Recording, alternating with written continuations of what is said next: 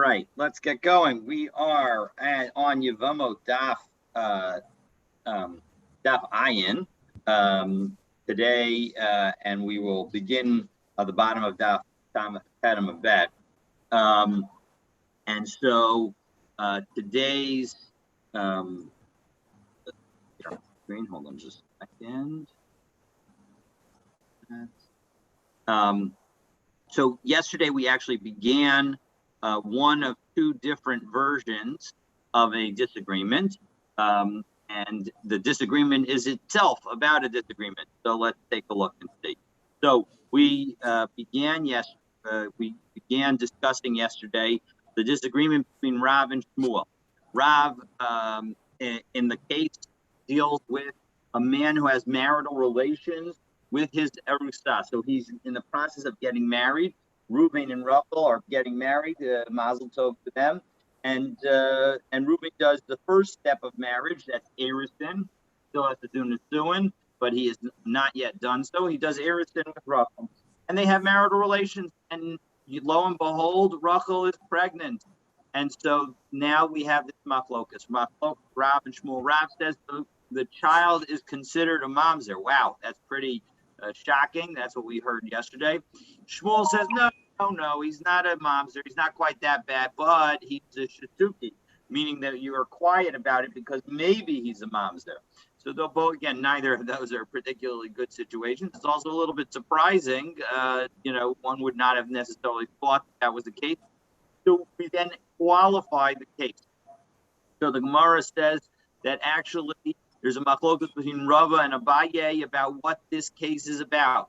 So the first understanding of what this case is about is that Rava says that what we're talking about is where there are rumors of the erusa not sleeping only with the husband, but with other men as well. And so as a result, when Rava says that the child is considered a mamzer, it's because there are rumors that she's sleeping with other men too. And so we don't know whose child this is. And then Rava cited our Mishnah. Our Mishnah said that if a Kohen has a out of wedlock child with a woman, so then we're going to assume that child belongs to the Kohen, and as a result, she can eat truma because she has a descendant from that Kohen. And so that suggests that we're not going to assume that the child is somebody else. So must be that what we're talking about in that situation is where there were no rumors about sleeping with other men. The rumor was only that the two of them had slept together. So that's the understanding. And Abaye said, no, you can't bring proof from our Mishnah.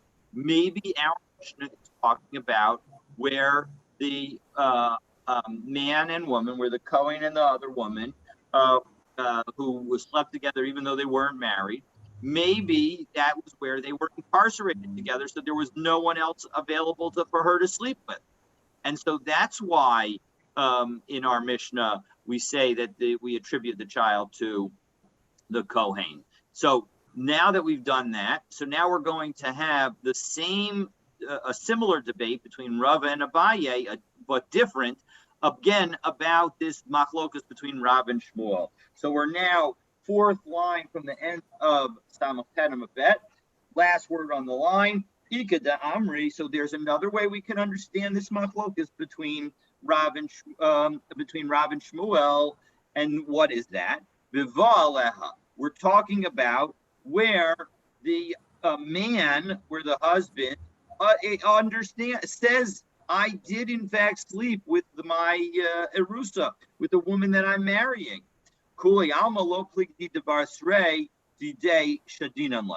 that situation, everyone would agree that everything's okay. We're not going to say that is a mamzer.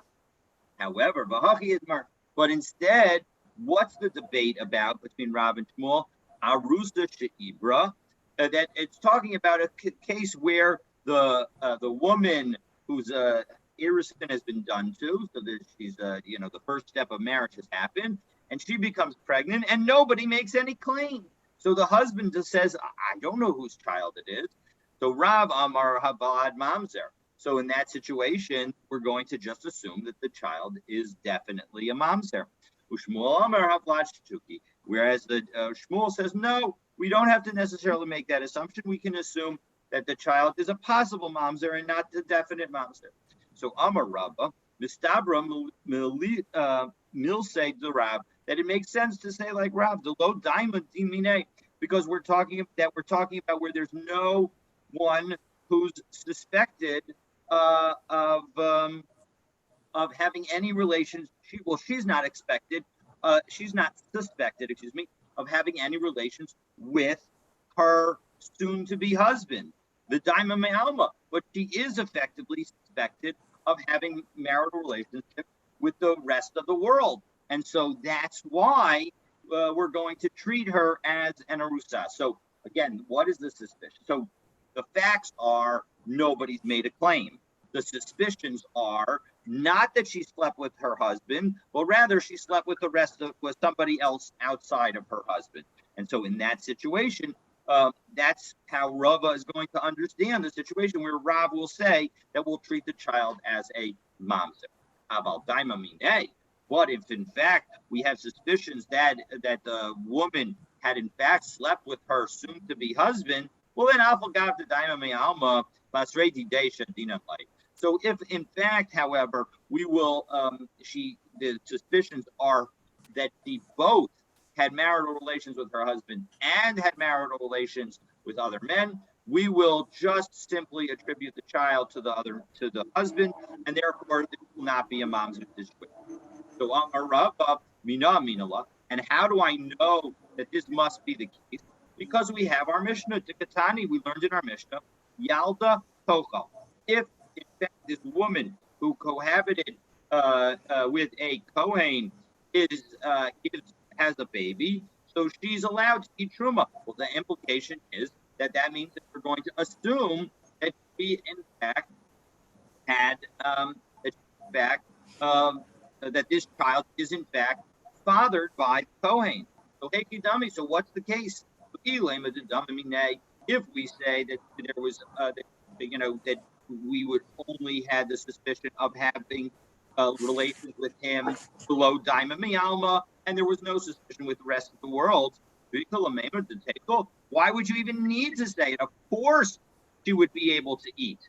So the Daima Nami Mialma must be that we're dealing with a case where the suspicions are not only that she had relations with the Kohen, but maybe she had relations with somebody else. And that's why the mission needs to tell us it. Otherwise, of course, she can eat truma because she has a child from a Kohen. And now, in that situation, because we're going to say that the relations with both the Kohen or anyone else are all prohibited. So we'll assume that the child belongs to the Kohen. So however, when it comes to an Arusan who is married to the future husband, well, in that situation, we'll assume that since the future husband has, even though technically from a rabbinic perspective, you're not allowed to have marital relations, since from a biblical perspective, you are allowed to have marital relations, we'll assume, certainly we should assume that the child is his. So as a result, that is the understanding that the second understanding that Rava offers in this machloket between Rav and Shmuel. But Abaye says, no, your proof from our Mishnah is not in fact a valid proof. Amr le Abaye. Abaye says, I'll tell you, Kol Hechad Daima Mi'alma, that when we have suspicions about the woman having relations with somebody else in the world, even though she also has suspicions with the husband, maybe Amar Rav Havlad Mamzer. Even in that situation, we'll say that the Rav will say that the blood is a mamzer. And so, so in that case, how do you understand our Mishnah? It wasn't our Mishnah dealing with that situation. No, our Mishnah doesn't have to be dealing with that situation. So in this case, Abaye responds, below Daima Klal. Maybe our Mishnah is where there was no suspicions at all. There was no concern about any marital relations. And so as result, we'll just assume in that situation, if there are no suspicions out there, we'll just assume that she had marital relations with the woman, with the Kohen, the person who she says is the father. And so as a result, therefore, that's why we'll treat that situation as the father being a Kohen. But in our situation, Rav would say that in fact the child is a mamzer. So okay, so that is the second understanding of this machlok. And so now we turn to the next piece in the Mishnah. And the Mishnah that we learned yesterday taught, among other things, that if the daughter of a Kohen sleeps with a non-Jewish slave, then the woman is no longer allowed to eat truma. Okay, that's the ha'eved posel shumbia, right? That a slave, a non-Jewish slave, will disqualify a bas Kohen from eating truma. However, if such a slave is the descendant of the Kohen, of the daughter of a Kohen and Yisrael, so then that descendant is not considered offspring that would prevent the daughter of a Kohen going back to her father's house to eat truma. So again, as a reminder, a bas Kohen who marries a Yisrael and then unfortunately either gets divorced or the husband dies, so she's allowed, assuming that there's no children, she's allowed to go back to her father's house and eat truma again. However, if there's any descendant, whether it's the first generation, second generation, or later, that is surviving that marital relationship between the bas Kohen and the Yisrael, well, then she can no longer eat truma because she's not allowed to go back to her father's house, because the Torah says that she only goes back to the house if there's no descendants, as we'll see shortly. So my time. So what's the reason that if there's a and how do you get such a slave? How do you get such a case where now the descendant is a slave? So if the following is the case, so you have the daughter of a Kohen and a Yisrael are married, and they have a son. Well, unfortunately, that son, again, who's a Kohen, because I'm sorry, to Yisrael, they're again Kohenes, a daughter of a Kohen married to Yisrael, and they have a son. And that son now sleeps with a maidservant and produces a non-Jewish slave, because the marital relationship, the religious context of a child follows the mother. So this child is the child of a slave. So the slave is so the child will also be a slave. So now, if the Yisrael, if the wife's, if the bas Kohen's husband dies and their son dies, so now the only descendant that the woman has from her marriage to Yisrael is this non-Jewish slave grandchild. So the Gemara explains, that is in fact. I realized that I left out the end of that sentence on the screen, that in fact that will not be considered a descendant, and she will be able to go back to her father's house. So my time up. Why is that? What's the reason? So Amrakraha Isha Viladeh Tiyeh, right? The pasuk in Mos, where it talks about the children of a Canaanite slave woman. So it says the woman and her children shall belong to the master, meaning that when a Jewish slave has relations with a non-Jewish slave in the context of their work for the Jewish master, so that any children that couple has are considered slaves. So to here, this boy's because the grandson's mother is a Canaanite slave, so he too is a Canaanite slave, and so as a result, that is why she is not considered to have any descendants. So that was the case in our Mishnah, dealing with how a Canaanite slave can end up causing a bas Kohen to become unable to eat truma if they have marital relations, and yet at the same time, if you have such a person as your grandchild, you can go back to your father's house in order to eat truma. Okay, so now we're going to deal with a similar situation with respect to mamzer. So we say mamzer postel umachil. So a mamzer can disqualify a woman from being able to eat truma if they have marital relations, and machil, and can entitle somebody to eat truma. And how is that situation? So we talked about yesterday that we're dealing with a situation where a Yisrael, a Bas Yisrael marries a Kohen, and now they have a daughter. That daughter marries a mamzer, and the daughter and the mamzer have a child who, of course, is a mamzer, because the child of if either parent is a mamzer, so the child will be a mamzer as well.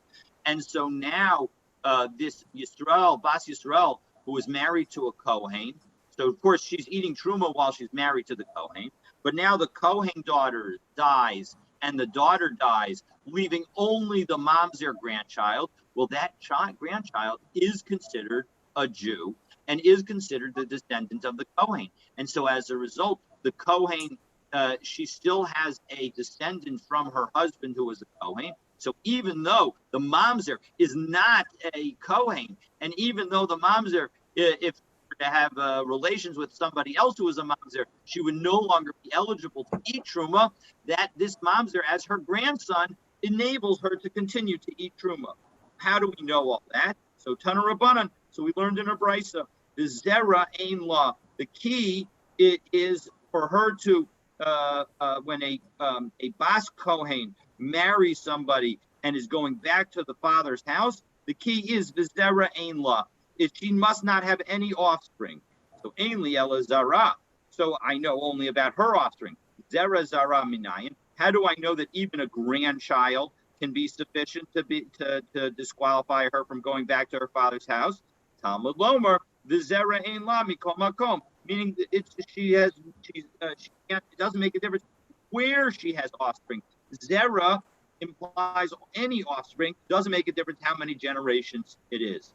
So ain li ela zera kasher. That only tells us about kosher offspring. Zera pasul minayin. How do I know that even a non-kosher descendant will be a problem? Meaning that if you have a woman, again, now we're dealing with a bas kohen who marries a Yisrael, and we have the exact same factual situation. So again, the facts are bas kohen marries Yisrael. They have a daughter. That daughter marries a mamzer. That couple, the daughter and the mamzer, have a child, and that child is a mamzer. And so now the daughter dies, and the Yisrael dies. And now the question is, can this bas kohen go back to her father's house to eat truma? And the answer is no, because she has this grandson, even though the grandson is a mamzer. So ain li ela zera kosher. Now I might have thought that maybe the question of zera ain la refers to only kosher offspring. Zera pasul minayin. How do I know that even a non-kosher offspring, namely a mamzer, will also prevent her from eating truma? Talmud Lomer zera ain la. Exactly the same thing, the exact same words, because she has a descendant. It doesn't make a difference what the nature of it. There's no qualification of that descendancy. So ayin Allah, meaning ain, we can use it like almost like a pun on ain law and say ayin Allah, that we should investigate her. And so exactly, even whatever offspring she has, that's going to be a problem. So Vaha Pirkei was Zera Zara. Well, 1 second, didn't you use that the Zera Ain La line in order to tell us that grandchildren and further descendants can be sufficient to disqualify her from eating truma? Yeah, that's true. We did say that, but Zera Zara lo itzrachra. Really, the grandchildren don't require a pasuk. B'nei banim hareim kibanim, because we have a special principle that grandchildren are like children. So so we really only need the verse, to deal with a offspring who is a mamzer. So that's the story. And so again, so we've seen that a grandchild who's a mamzer can both disqualify a bas kohen from eating truma from her father's house, and can entitle a bas Yisrael to eat truma because she will have now a descendant from her husband who is a Kohen. So that though both of those are possible. Amrle Rish Lakish Rabbi Yochanan Kiman. So who does our? So now let's back up and just remind ourselves something else that the Mishnah said. Our Mishnah said that a child born to a Jewish woman and a non-Jewish slave is considered a mamzer, which is a little bit of a surprise because we don't view that as the halacha today. But who is that like? So Reish Lakish says it's like Rabbi Akiva because the Amar Yesh Mamzer, but they love him because he's the one who says that as long as there is any negative commandment, then there will be a mamzer as the product of that relationship. But Rabbi Yochanan says no. It could even be afilu tema rabban. You could even say that it is the people who say that a mamzer is only through a karas relationship. So ba'oved kuchavim ve'eved modu. Maybe they would admit when it comes to a non-Jew or a slave that that would also constitute a mamzer. He also Rav Dimi, and when Rav Dimi came from Eretz Yisrael to Bavel, he said, Amar Rabbi Yitzchak Rav Dimi Mishum Rabbeinu, that he said in the name of Rabbi Yehuda Nasi, Oved Kochavim ve'eved Abba al Bas Yisrael Havlad mamzer. That even if you have a Canaanite slave or a non-Jew who has relationship with a Jewish woman, their child is considered a mamzer. Again, that's not in fact how we paskin. We do not say that. However, but in fact, the idea is that you don't have to say only Rabbi Akiva who expresses that view. Now we conclude this perek, the seventh perek of Yevamot, by citing the last piece of the Mishnah. So Kohen Gadol Pamim Sheposa, that we had the following situation. We had a Kohen Gadol, a remarkable situation. You could have a grandchild who's a Kohen Gadol, and it could disqualify a woman from eating truma. Remarkable possibility. So what was the situation? You have a Kohenes who marries Yisrael, and now he has a daughter, and that daughter marries a Kohen, and they have a child who is appointed Kohen Gadol. So now what do we have? We have a Bas Kohen whose grandchild is Kohen Gadol, and yet because this grandchild is a descendant through a Yisrael, the grandchild who's the Kohen Gadol can effectively prevent the Bas Kohen from returning to her father's house because he is considered a descendant. So he has to. So she is connected with this descendant of a Yisrael, and so even though he's obviously a Kohen, and even though he can eat truma, she is not allowed to eat truma any longer because she has a descendant from Yisrael. So Tana Rabbanan, in connection with this irony, the rabbis taught the following brisa: a rainy kaparas ben biti kuza, that a grandmother could say that I want to be an atonement for my daughter's son, that this kuza, which is a cheap kind of vessel, I'd be a mamzer, because we saw that the grandchild who's mamzer could end up enabling the woman to be able to eat. So, for example, if you have this woman who marries a Kohen and then has a daughter who marries a mamzer and now has a mamzer as a grandchild, this that situation ends up enabling the grandmother to continue to eat truma as a result of her marriage. And so that woman will say, oh, even though my grandson is a mamzer, I'll be the atonement for him because Baruch Hashem, I can still eat truma. But Shema Achileni b'truma, because he enables me to eat truma. The Eini kaparas ben biti kada. Now, on the other hand, I don't want to be an atonement for my grandson who's who's a kad, a very nice kli, very nice vessel, i.e., who's a Kohen Gadol, because Sheposleni min truma, because he disqualifies me from eating truma. So you can have the same statement. A woman can have a grandson who's a mamzer and a grandson who's a Kohen Gadol, and the grandson who's a mamzer could enable her to eat truma, while at the same time the grandson who's a Kohen Gadol could effectively have prevented her from eating truma. And so as a result, she can be more happy, remarkably, about the grandson who's the mamzer over the grandson who's the Kohen Gadol. So hadranalach almana, hadranalach almana, hadranalach almana, and now we pick up with the 8th parak of Maseches Yevamos, and we pick up with the same topic of eating truma. But now we're going to talk about the Kohen himself. Okay, and so now let's take a look, and we'll deal with the categories of Kohanim themselves who can and cannot eat truma. So if a person has not been circumcised. Now, there's an interesting debate here between Rashi here, because if you take a look at the first Rashi on the 8th parak, Arel, Kohen Shemesu Achiv, Echav, Makmas Mila, that if his brothers die, if he has 2 brothers who die as a result of Mila, that's the kind of uncircumcised person that we're talking about. So, whereas in Tosfos Yeshanim, you take a look at the end of just before it says Patua Daka in Tosfos Yeshanim on Ayin Amud Aleph, it says L'chein Perish Rabbeinu Tam de Aral Ratalomer Mishumad Aralut, that we're talking about somebody who is purposefully engaging, failing to engage in circumcision. And so that's a very big difference. So Rashi says that we're talking about somebody who may have very much wanted to do circumcision, but because of health issues in the family was unable to.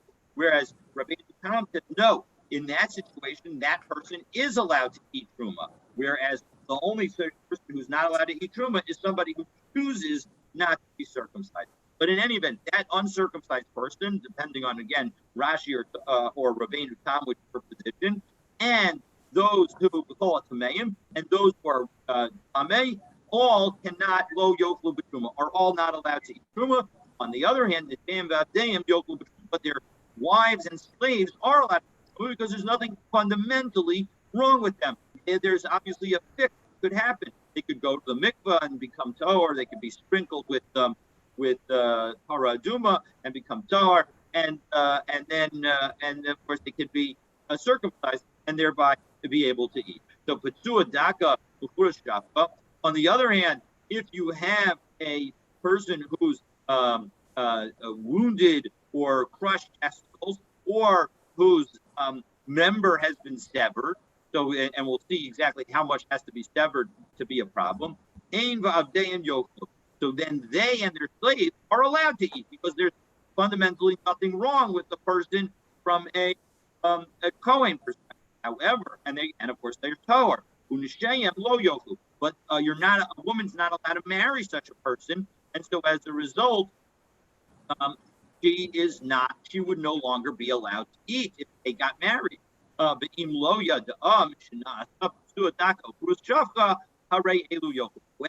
if they got married before anything bad happened to his private parts, well then, as long as they don't have marital relations thereafter, so then his wife is allowed to eat. So now we're going to detail exactly what are these 2 categories. What is the Ezev Tuadaka? The Tuadaka, the crushed testicles are wounded, is if their testicles become wounded, there becomes a problem of an injury in them. Even if it's only one of them is wounded. And what's considered to have one's private parts severed? So, as any time that limb is that member is severed, but it has to be below the crown, the corona of the member of the penis, and as long as that any of that remains, that is not considered severed. But anything below that, anything that would be a greater severance, so that would be a problem, and then they would be unable to have marital relations. Okay, so Tanya, we taught in a brisa, Amar Rabbi Eliezer. Rabbi Eliezer said, how do I know all this? How do I know that an Arel's not allowed to eat truma? So Nemar Tosha B'Sakar Pesach, Nemar Tosha B'Sakar B'Truma. So we have the words Tosha and Sakir, which refer to somebody who is settled in the land or somebody who is a hired hand. Those two words, with respect to the Korban Pesach, they are not allowed to eat the Korban Pesach. And with respect to and they are also said with respect to Truma. And so we're going to say that Matosha B'Sacher Ha'omer B'Sacher Arel Aserbo. So since an Arel is prohibited to eat the Korban Pesach when it says Tosha B'Sacher in connection with Pesach, so Tosha B'Sacher Ha'omer the Truma Arel Aserbo. So too, the fact that it says those same words by Truma, we're going to say that they're also prohibited to eat Truma. Rabbi Akiva Omer, ain't it tzarach? Nah, you don't even need such a formal Gzeira Shava. Arehu Omer, ish. That when it comes to the pasuk about eating the Truma, eating holy stuff, and we say that a Mitzorah or a Zav is not allowed to eat Truma. So the Ish comes to tell us L'Rabos Ha'arel. It comes to include an extra category. And so according to Rabbi Akiva, we have a riboy of a double word by Truma. And so that's what teaches us. So again, we have a machlokus between Rabbi Akiva, who says we have this riboy, and Rabbi Eliezer, who says that it is not a riboy, but rather a Gzeira Shava that teaches. So now we're going to analyze this Gzeira Shava. So Ha'amar Ma'ar Rabbi Eliezer Omer Nemar Tosha B'Sacher B'Pesach Nemar Tosha B'Sacher B'Truma. We have again both those statements both those words are both in connection with Pesach and Truma. So Ma Tosha B'Sacher Ha'amar Pesach Arel Aserbo Av Tosha B'Sacher Ha'amar B'Truma Arel Bo. So all of that is just repeating the teaching. So now, but we have to, before I get to the next word, I want to just remind us of an important nature of a Gzeira Shava. Just because we have very often the same word appears in multiple places. And so you might think, well, that enabled us to make lots of different Gzeira Shavas. Well, first of all, we have a general principle that generally we say that Gzeira Shavas only work if we have a tradition of them. But in any event, they also only work completely if there are extra words, if the words that are the Gzeira Shava are extra. If they're not extra, then the Gzeira Shava can be undermined if we were to say that there's a reason to differentiate the two cases. So what we're now going to say is mufna. This Gzeira Shava must be one in which the psukim are extra. The words are extra, because if the ilo lav mufna, because if in fact you were to say that the Gzeira Shava did not involve extra words, well then ikalamifrach, you could ask the following question: all of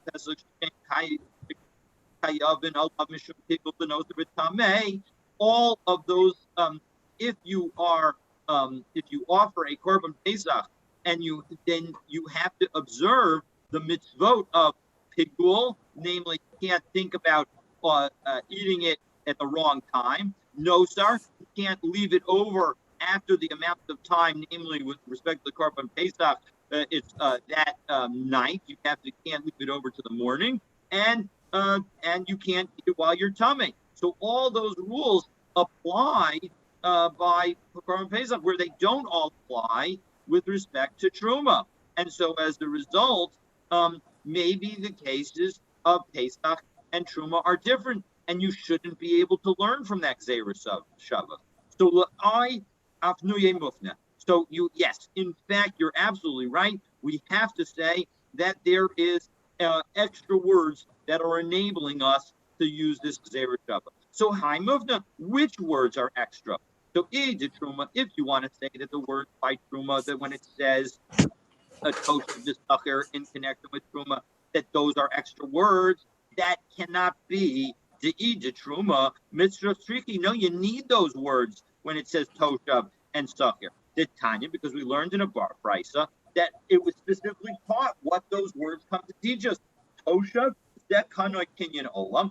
Tosha refers to a Jewish slave who is bought forever, meaning that after the first 6 years of service, he is his hole, a hole is born through his ear in order to indicate that he is going to continue as a servant until the Yovel year, until the Jubilee year, and that's as discussed in the Chumash in Parshas Mishpatim, and Shachir Zekanoi Kinyan Shanim, and a Shachir is somebody who is acquired only for 6 years. That's a traditional Eved Ivri, a traditional Jewish servant who goes free after 6 years.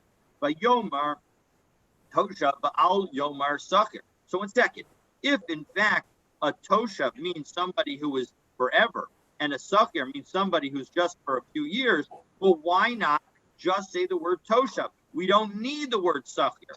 Vani Omer, Kanoi Kinyan Olam, Eino Okel, Kanoi Kinyan Shanim, Lo Kol Shekain. I would say that since somebody who is acquired forever is still not allowed to eat truma, then certainly somebody who is acquired just for a number of years won't be allowed to eat truma. But the problem is, Ilu Kain, if we had only written Toshav, Yomer, I would have said Toshav Zekana Kinyan Shanim. I would have defined it differently, because the logical thing to first exclude is somebody who's acquired just for a few years. And about Kanoi Kinyan Olam, Okel, I might have thought that in fact we differentiate between the two types of Jewish slaves. That a Jewish slave who is acquired just for the first 6 years, he will not be able to eat truma if he's acquired by a Kohen. On the other hand, if in fact he stays with that Kohen past those first 6 years and agrees to effectively stay with the Kohen until the Jubilee year, well then, in that case, he would be able to eat truma, I might have thought. So, right? So, so bas sachir v'limid al toshav. We need the word sachir in order to tell us that toshav mean what toshav means. That even though the Jewish slave is acquired for the entire Jubilee period, he is not allowed to eat truma. So in second, so it must be that the words are extra with respect to the Karban Pesach. So hi Tosha b'Sachir, the Kasav Rachmana b'Pesach, my new, because after all, what could Toshav and Sachir be referring to? He named it Toshav b'Sachir Mamish, because if in fact you want to say that Toshav means a Jewish slave who has been acquired for the entire rest of the Jubilee season, for the entire rest of until the Jubilee year, and you want to say that a Sachir is somebody who is acquired just for 6 years, so Mishum Tahavale Toshav b'Sachir Ipatule Mipesach. Would I ever think that those two kinds of Jews are exempt from the Karban Pesach? Of course not. The reason they are not allowed to eat truma because they are still Jews who are not Kohanim. So we see that their master has not in fact acquired them. So as a result, here too, their master has not fully acquired them as a possession, as an acquisition. So as a result, they remain full-fledged Jews, and as a result, they have to bring a Karban Pesach. So we see that in fact these words are really not necessary when they're taught in connection with the Karban Pesach. Okay, so now, however, what did we end up with? We ended up with extra words only with respect to Pesach, but not with respect to Truma. The issue is that when we look at the disagreements that exist in the Gemara with respect to the strength of the Gzeira Shava and what it means to have a free Gzeira Shava that it can teach even if the rules are different in the two places, you need to have a free pasuk in order to be everybody agreeing in agreement. You need that freedom to be on both sides. So still you end up with a free Gzeira Shava with the extra words only on one side. And it was Rabbi Eliezer himself who made his teaching who made this teaching up above, he's the one who said that it was a Gzeira Shava. So, and he himself says, Muvna mitzad echad l'meidim u'mashivin. You can teach it that if you have a Gzeira Shava where there's extra words only on one side, you can teach that Gzeira Shava, but you can also respond to the Gzeira Shava with a refutation. And here we did have a refutation because we said that Tigul, Nosar, and Tuma all apply by Pesach, and they don't apply by Truma, or they're not as strict with respect to Truma. So Kevin de Legufe Lo Tzarach. Well, 1 second, because what do we have here? We have 2 extra words, and so Shadechad Alamed Ushtechad Amalamed. So we can apply one of the words Toshav in one place and Sachir in the other.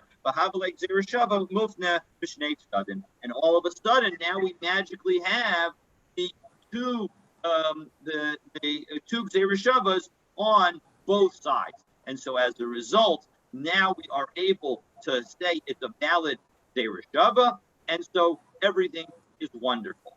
Well, 1 second, everything isn't so wonderful because we've now made a very powerful Gzeira Shava. And if that's Gzeira Shava, well, then everything that is true in connection with Pesach should also be true in connection with Truma. And in particular, we're going to offer now 2 different things that we might think should also be true by Truma because they are true by Pesach. So item number 1, Ma Pesach, if in fact we have a good Gzeira Shava, Ma Pesach onein aser bo, af Truma onein aser bo. There's a rule that an onain is someone who unfortunately has a loss in their family and has not yet had a chance to take care of the burial. Or alternatively, it could also mean somebody who has buried an immediate relative that day. But in any event, the bottom line is that an onain is not allowed to offer a korban pesach. So maybe we should also say, because we have this Gzeira Shava, that an onain also is not allowed to eat truma, and yet that we don't think that that's in fact the case. Rabbi Yossi Bar Chanina Amukra, the full zar, that in fact, when it comes to a discussion of who can and cannot eat truma, we say that any zar, any stranger, so zarut amarti lecha v'lo aninut. What matters is the person being a stranger, being somebody who is outsider, i.e. not a Kohen, but an onain is still a Kohen. And so as a result, an onain could still eat truma. Well, that's a great lesson, meaning the fact that we have those words, the full zar, telling us that an outsider or a stranger cannot eat, but an insider would be allowed to eat. How do you know that that stranger is referring to an onain? Meaning for the non-stranger, what's being allowed to eat truma is an onain.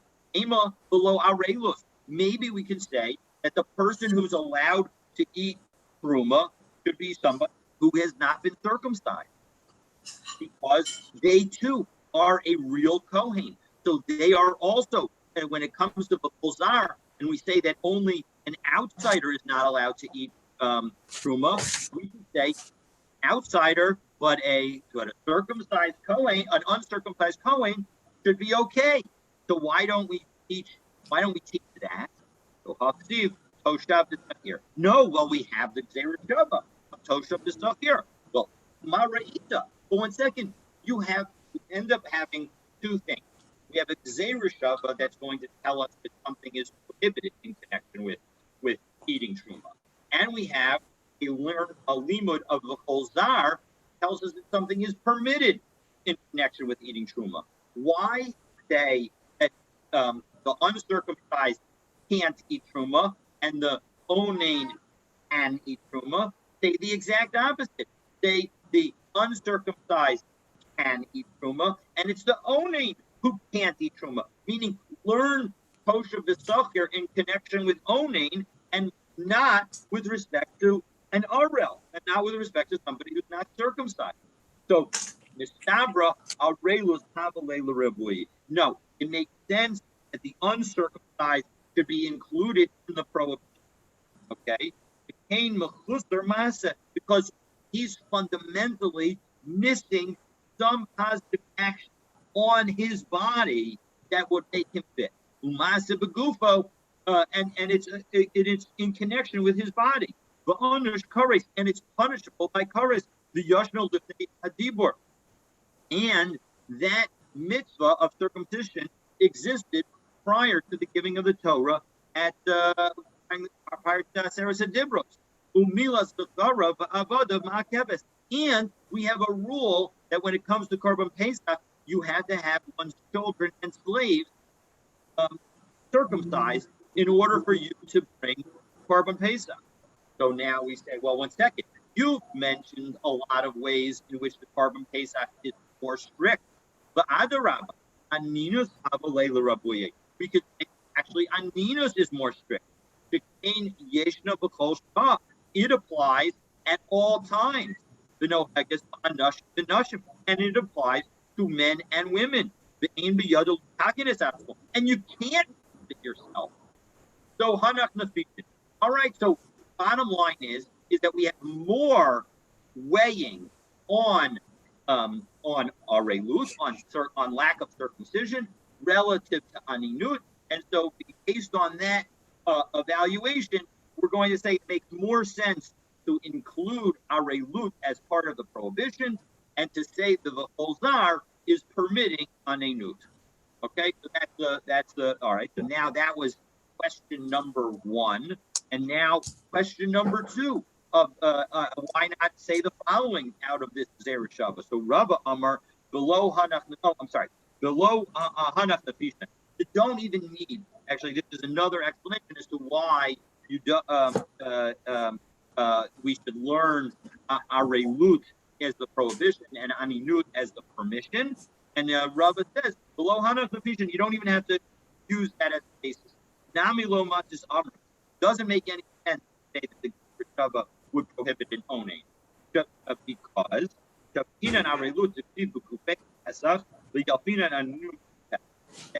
we should, when it comes to Pesach, it specifically refers to the person who's uncircumcised being prohibited. So as a result, when we learn that out over to Truma, it makes a lot of sense. But Yalpina Aninus Pesach, the Pesach Gufeim and Master Gamrinan. But when it comes to Aninut, respect to Korban Pesach, it doesn't say that an Onin cannot offer a Korban Pesach anywhere in the Torah. We learn that out indirectly from the laws of Meister Sheni. And so as a result, that's why that also provides another explanation why when we learn from Korban Pesach to the laws of Truma, we're going to learn something is specifically said in connection with Pesach. Namely, an uncircumcised person cannot offer Pesach. And so too, when we learn it over to Meister, we'll say, this person cannot eat Meister. Cannot eat Truma. When we learn it from Pesach to Truma, we're going to say that a person who's uncircumcised cannot eat Truma. So now, question number 2, and with that we'll say, so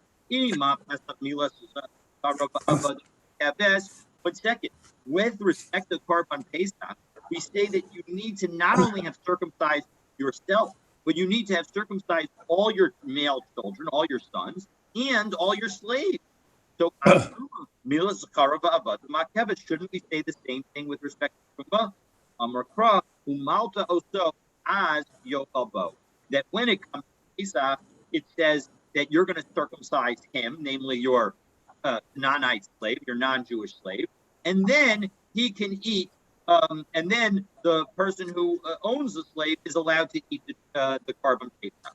And it specifically says which it is often viewed as an unnecessary word. So milas, harav, milas, harav, v'avadav, ma'akevet, bo, that it's specifically the Korban Pesach that the failure to circumcise one's sons and slaves prevents him from doing. But in fact, the circumcision of his sons and slaves will not prevent him from eating truma. Well, ihachi ema v'kol ara lo yochal bo eino ochel aval ochel hu truma. Why not say that it's talking about any circumcision? Why not say that any kind of circumcision, only failure to circumcise will prevent the eating of only the Pesach and not truma? Because after all, it says bo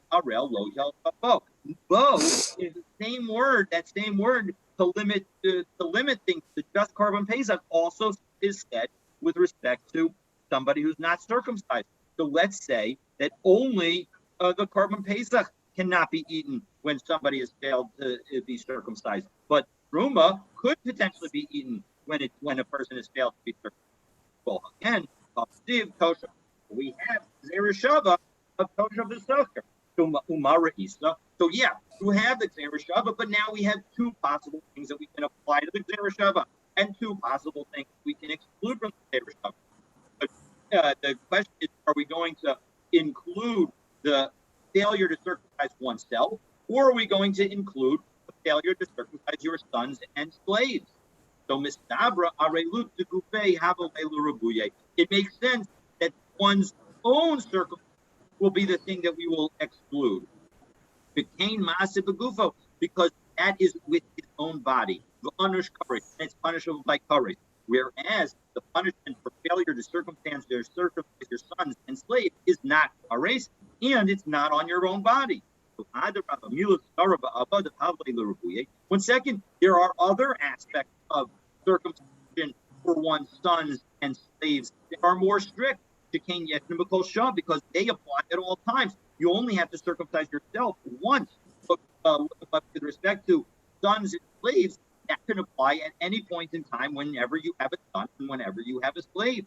So, no, again, as we saw before, the strictures in connection with circumcising oneself are greater, and so as a result, we'll apply the Zereshava in that case, and we'll say that a person who's uncircumcised can't eat truma. Or alternatively, you can explain the following: below Hanach Nefishan, even if you didn't say that there were more restrictions in connection with circumcision for oneself over circumcision of one's sons and Nami lo mitzvah summer, it makes no sense to say the opposite. Could there possibly be something? Could it possibly be that person who himself is not circumcised, able to eat truma, but but we should say that his failure to circumcise his sons and slaves will prevent him to eat truma? That is ridiculous. Of course, we're not going to say it. And so as a result, the bottom line is what have we done? We've shown that if, in fact, somebody is not circumcised, not only can they not eat the carbon Pesach, but they can't eat truma. On the other hand, if one fails to circumcise his sons and slaves, he's still, even though he's now not allowed to eat the carbon Pesach, is still allowed to eat eat truma. And on the other hand, when it comes to an oning, somebody who has lost a relative and has not yet buried them, or it's the day of the burial and the day of the death, well, then in that case, again, an oning cannot eat the carbon Pesach, but we will allow an oning to eat truma. And so we have the Zereshava that effectively applies both to the case of failure to circumcise and to the case of truma. And so as a result, just to this case of failure to circumcise. And so now we're going to continue these lessons, God willing, stay tuned tomorrow as we continue to detail and analyze the verses that provide the basis for saying that the uncircumcised and ritually impure cannot eat truma. So we'll pick up with Ashta de Amrat, 1, 2, second line up from the bottom, first words on the line, God willing, tomorrow. And Dov will take care of tomorrow, and I'll be back, God willing, on Wednesday morning. Thank you, everyone. Have a good day. Thank you. Have a great day.